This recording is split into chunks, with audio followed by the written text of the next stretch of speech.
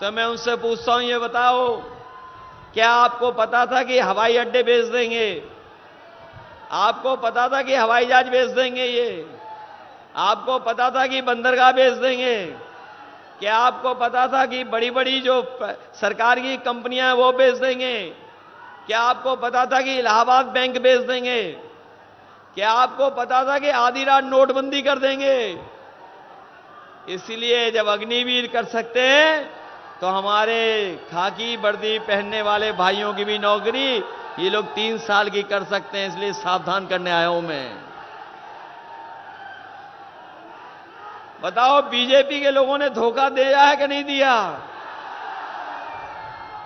याद होगा आजमगढ़ के लोगों को, समाजवादियों की सरकार थी तो इतना बड़ा लैपटॉप दिया था हम लोगों ने।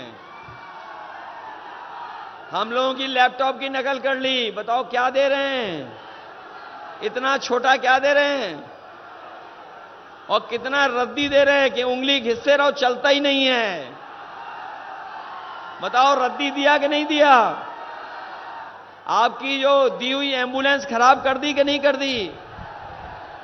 नेताजी ने, समाजवादियों ने मेडिकल कॉलेज दिया था, जिला अस्पताल बनाए थे और तमाम अस्पताल बनाए थे। बताओ बर्बाद कर दिया कि नहीं कर दिए? अपनी माताओं बहनों के लिए विशेष एम्बुलेंस चलाई थी, उसको भी बर्बाद कर दिया। अपनी पुलिस को सही समय पर पहुंच जाए घटना स्थल पे, उसके लिए बताओ 100 नंबर वाली गाड़ी दी थी कि नहीं दी थी? और सरकार ने 100 नंबर कितना नंबर कर दिया? 112 कर दिया। जब से सरकार ने नंबर बढ़ाया तब से पुलिस के लोग भी कह रहे हैं कि उन्हें भी रेट बढ़ा लेना चाहिए। और अब सुनने में आया है कि कोई बुलाता है 100 नंबर करके फोन तो पुलिस दोनों पक्षों से पैसा वसूल लेती है। बताओ वसूल लेती है कि नहीं वसूल लेती? इस सरकार में भ्रष्टाचार बढ़ा है कि नहीं बढ़ा? इसलिए हम आपसे विशेष निवेदन करने आए हैं, आप लोगों से मदद मांगने आए हैं। ये जो अभिनय करने वाले हैं जिनकी पिक्चर पिट गई है, वो कहते हैं क्या कहते हैं कि हमारा आजमगढ़ से कोई रिश्ता ही नहीं है। बताओ हमारा और आपका आजमगढ़ का रिश्ता कितना गहरा है? बताओ गहरा रिश्ता है कि नहीं है? और गहरा रिश्ता तो है ही, लेकिन दिल का भी रिश्ता है हमारा आपका। और इसीलिए जब समाजवादी सरकार बनी थी तो हम लोगों ने आगरा से लखनऊ जोड़ने का काम किया था, लेकिन हमें पता था कि ये आजमगढ़ भी हमारा दूसरा घर है। इसीलिए आपको पता होगा कि समाजवादी पूर्वांचल एक्सप्रेसवे हम लोगों ने आजमगढ़ और गाजीपुर को जोड़ने के लिए दिया था। और ये देश की अच्छी सड़कों में होती, लेकिन हमारे उल्टे पुल्टे मुख्यमंत्री जी ने बताओ कैसी सड़क बना दी? गड्ढे वाली सड़क बना दी। आप रफ्तार से नहीं चल सकते हो। बताओ सड़क दी आपको कि नहीं दी? और किसी ने नहीं मांगी थी, हम लोगों ने अपने आप दे दी थी। मेडिकल कॉलेज दिया। आज जिस पर हम लोग तो उतर ही रहे हैं, हवाई जहाज उतर रहे हैं, दूसरे लोग भी उतर रहे हैं। अगर वो हवाई पट्टी किसी ने दी थी तो नेताजी ने और समाजवादी लोगों ने आजमगढ़ को हवाई अड्डा देने का काम किया था, हवाई पट्टी बनाई थी। मेडिकल कॉलेज दिया, एग्रीकल्चर कॉलेज दिया, न जाने कितने पीएससी सीएससी सब स्टेशन दिए। और जो चीनी मिल है यहां पर मुबारकपुर वाली, याद होगा, बताओ आप लोग सठियाओं वाली कब से मांग रहे थे? कब से मांग रहे थे चीनी मिल। हमारे जमाली जी भी जानते होंगे और हमारे नामारासी भी जानते होंगे। वो सबसे कम समय में बना करके दे दी, लेकिन किसानों को गन्ने का रेट नहीं दे पा रहे हैं। हम अपने किसान भाइयों को कह के जा रहे हैं कि आने वाले समय में उनके लिए अगर एमएसपी के लिए कानूनी अधिकार और गन्ने की लाभकारी मूल्य देने के लिए और प्रदेशों से ज्यादा अच्छा रेट दिलाने के लिए अगर गन्ना किसान को कोई मदद करनी पड़ेगी तो हम समाजवादी लोग आपकी करने का काम करेंगे। ये सुविधाएं काम तो किए ही किए हैं। अभी जब मौका आया कि हम कितने एमएलसी बना सकते हैं, तो सबसे ज्यादा एमएलसी अगर किसी जिले को मिले तो आजमगढ़ को मिले। वैसे तो यहां की जनता वोट डाल के कमाल कर ही देती। मैं जानता हूं इस बार कि यहां की जनता जब वोट डालती तो कमाल कर ही देती, लेकिन अब तो जमाली भी आ गए हैं, तो बताओ कितना बड़ा कमाल होने जा रहा है यहां पर। इसलिए आपने आजमगढ़ के भाइयों से कहना चाहता हूं, लखनऊ से जितना समय लगता है हमारे अपने गांव पहुंचने के लिए, वहां तो हमारा घर है ही है, पुराना घर है। लेकिन इधर कुछ साथियों को पता होगा, हमने जगह भी ले ली और इन बीजेपी वालों ने नक्शा नहीं पास होने दिया, तब भी हमने घर बनवा दिया वहां पर। देखना जाकर के, हमारे दुर्गा जी जानते होंगे। अरे सो गए। आईपी सिंह जी जगाइए, कहां पे घर बन रहा है? कहां पर घर बन रहा है हमारा? माइक से बताइए, माइक से बताओ, माइक से। मैंने ये कहा कि लखनऊ से सेहदा में, मधुरी रोड के बगल सेहदा में बन रहा है।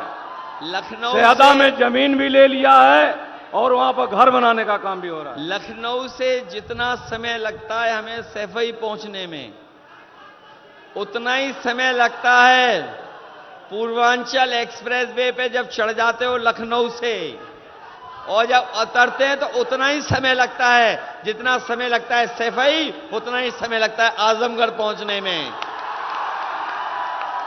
और अगर सैफई में घर है हमारा, हमने जगह यहां भी ले ली है और बड़ी जगह ले ली, जिससे कि अपने साथियों से मिल भी सकेंगे, मिल भी लिया करेंगे।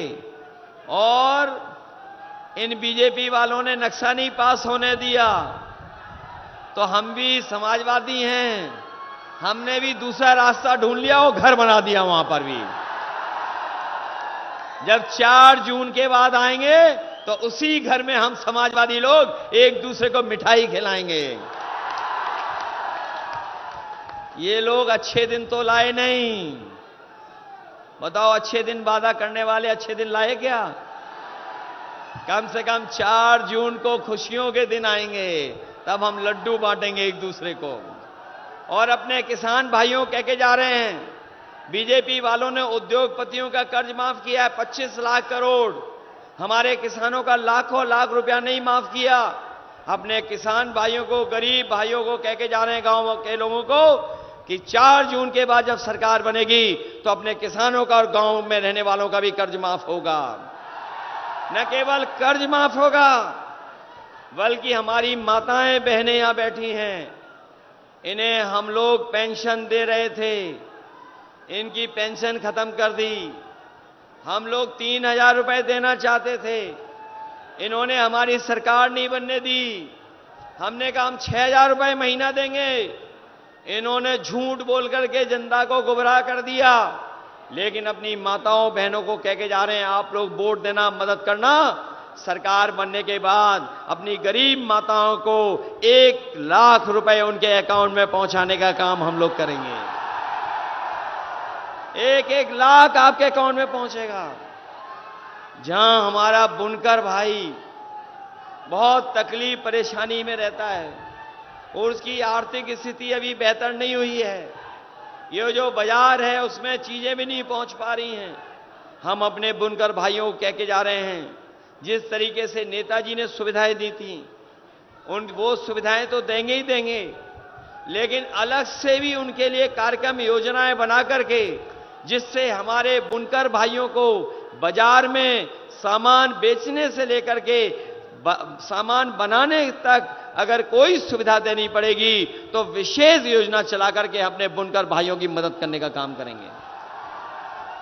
जहां इनकी मदद हो रही है, वहीं जो सरकार की 30 लाख नौकरियां पड़ी हैं खाली, उन 30 लाख नौकरियों को आरक्षण देकर के अपने नौजवानों को नौकरी देने का काम होगा।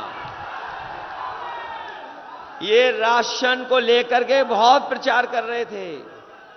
ये राशन जब चुनाव था, जब 22 का चुनाव था तो राशन दे रहे थे, और राशन में रिफाइंड तेल, दाल, चना दे रहे थे। बताओ राशन में क्या दे रहे हैं आजकल? राशन में क्या मिल रहा है आपको आजकल? जाने क्या राशन में दे रहे हैं? इसलिए अपने गरीबों को कह के जा रहे हैं कि इस बार इंडिया गठबंधन और समाजवादी पार्टी ने तय किया है कि न केवल राशन बढ़ाएंगे, राशन की गुणवत्ता को अच्छा करेंगे, और जिस तरीके से संपन्न लोग बाजार से पैकेट का आटा खरीद करके खा रहे हैं जो पौष्टिक है, हम अपने गरीबों को राशन मात्रा बढ़ा करके पैकेट के आटा के साथ साथ डाटा भी फ्री देने का काम करेंगे। पौष्टिक आटा इसलिए कि इनका स्वाद बेहतर हो, और डाटा इसलिए कि जिससे इनको पढ़ाई लिखाई आगे बढ़ने में और आगे की पढ़ाई करने में इनको मदद मिले। इसलिए मदद करोगे सब लोग? सहयोग करोगे? अरे ऐसा तो नहीं कन्नौज से पीछे रह जाओ आप लोग। ये गढ़ है तो और जो लोकसभा है उनसे आगे रहोगे कि नहीं रहोगे? बताओ, रिकॉर्ड मतों से जिताओगे? जब देश की सबसे बड़ी जीत हो, देश की जो सबसे बड़ी जीत हो, बताओ आजमगढ़ उसमें शामिल होगा? शामिल कर दोगे?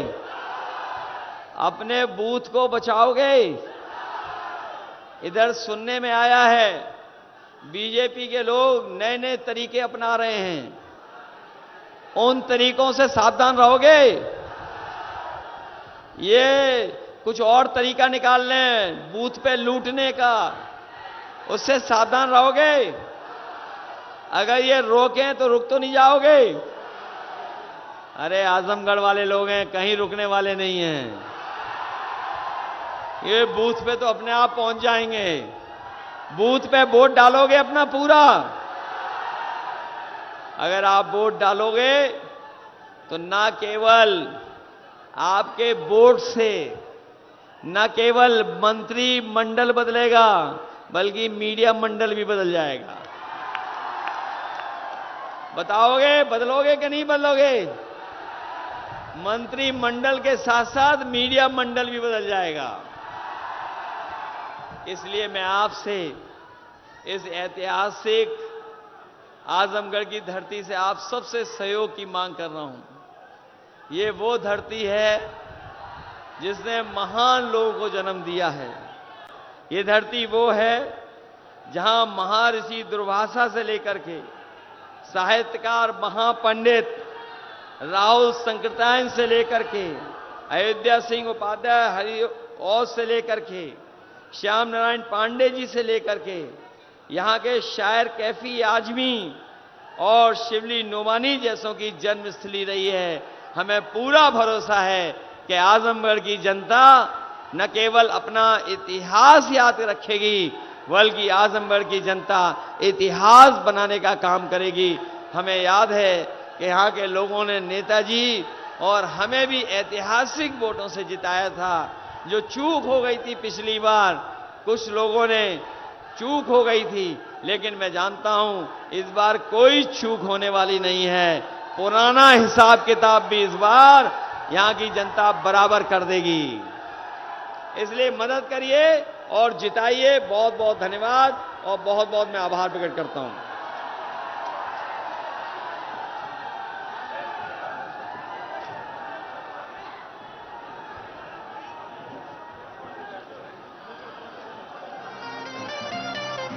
हाजिर हो सांसद जी, हाजिर हो सांसद जी।